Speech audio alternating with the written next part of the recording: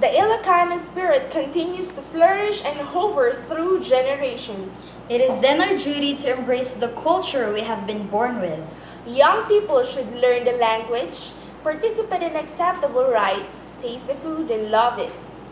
Study the practices that have defined us as Ilocanos.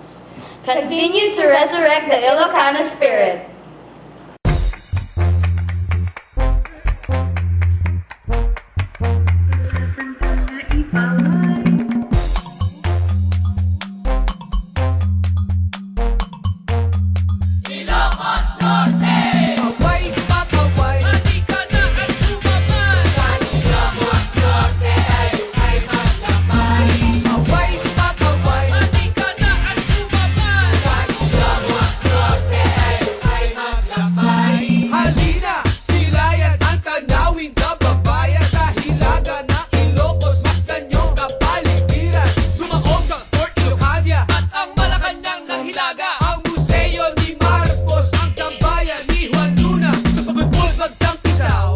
May windmill ay manligaw, may simbahan ng paway, sa may lighthouse at